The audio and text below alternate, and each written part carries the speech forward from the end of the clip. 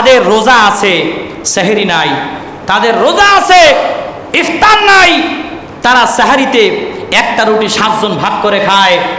ইফতারের সময় গাছের পাতা সেদ্ধ করে তারপরে ইফতার করে। আর আমরা ইফতারের সময় যদি পেঁয়াজু, আলুর চপ, বেগুনি না হয়, আমগো গালি উড়ে না, কষ্ট হয়। আঙ্গুল ভর টুপুত করে যদি ঢুকাই দিতে না পারি, ভালোই লাগে না। অথচ ফিলিস্তিনের দিকে তাকান, কি অবস্থা! তারা সাহারির সময় তারা সাহারি খেতে পারে না, একটা রুটি সবাই ভাগযোগ করে খায়। এবং তাদের কষ্ট, ছোট ছোট বাচ্চারা রোজা রেখেছে, পানির পিপাসায় কলিজা শুকিয়ে যাচ্ছে তাদের, তারা একটু বিশুদ্ধ পানি পায় না পান করার জন্য। ঠিক কিনা জোরে বলে? আমরা মার খায় সারা পৃথিবীতে, দেখেন সব জায়গায় মুসলমান মার খাচ্ছে। ঠিক কিনা জোরে বলেন? আপনারা দেখেন ফিলিস্তিনের কি অবস্থা, ফিলিস্তিনের কি অবস্থা দেখেন।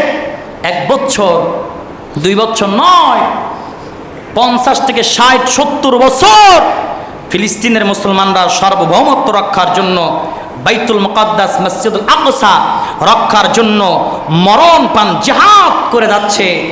একটাও মুসলিম কান্ট্রি এগিয়ে যায় না। যেগুলো সৌদি আরব বলেন, দুবাই বলেন, যেগুলো সংযুক্ত আরব আমিরাতের প্রধানমন্ত্রী আছে, এরা এগিয়ে যায় না। মুসলিম কান্ট্রিগুলো হাত বাড়ায় না, মুসলমানগুলো মার খায়। আর আমরা মুসলমানরা কত আনন্দ করি, জম্মের খাওয়া খাই রমজানে। আর রমজানে আমরা তো কি সুন্দর আপেল মুসাম্বি না হইলে, শরবত না হইলে আমগো ইফতারি হয় না। ঠিক কিনা জোরে বলেন? আর আপনি তাদের কষ্ট, তারা বারবার একটা কথা বলে যে আমাদের দিকে তাকানোর মতন আল্লাহ ছাড়া আর কেউ নাই, আল্লাহর সাহায্য ছাড়া আমাদের আর সাহায্য করার কেউ নাই।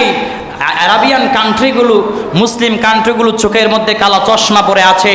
সমস্ত মুসলিম কান্ট্রিগুলো যদি একতাবদ্ধ হয়ে এই ইসরায়েলের পণ্যগুলো যদি বয়কট করত, ইসরায়েল একদিনের মধ্যে সোজা হয়ে যেত। ঠিক কিনা জোরে বলেন?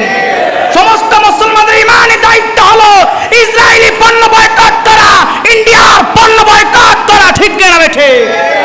আপনারা দেখেছেন যখন ফ্রান্স দয়াল নবীজির সম্মান আজমত নিয়ে কটূক্তি করেছিল, ব্যঙ্গ করেছিল পত্রিকায়, তাম মুসলিম বিশ্ব ফ্রান্সের পণ্য বয়কট করেছিল, যার কারণে ফ্রান্সের অর্থনৈতিক অবস্থা শূন্যের কোঠায় চলে এসেছিল।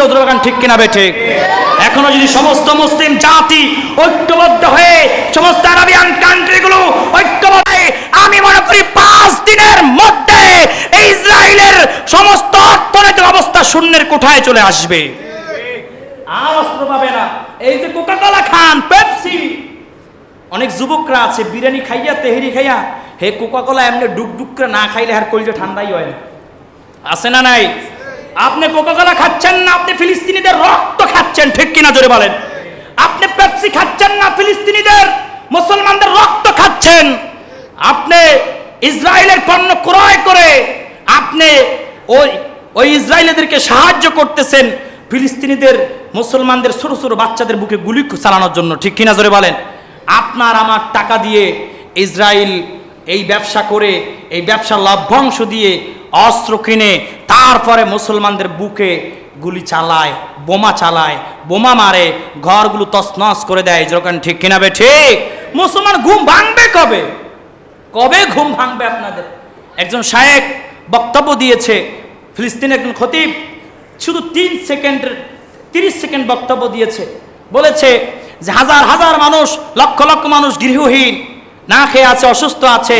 তারা যখন আপনাদের ঘুম ভাঙাতে পারে নাই, বিবেক জাগ্রত করতে পারে নাই, তাহলে আমার বক্তব্যের কি জাগ্রত হবে? দাঁড়ান, নামাজ পড়েন। দাঁড়ায় নামাজ দাঁড়িয়ে গেছে, আর খুতবা দেয় না। 30 সেকেন্ড বক্তব্য, এটা আপনারা ভাইরাল হয়েছে, দেখছেন না অনেকে?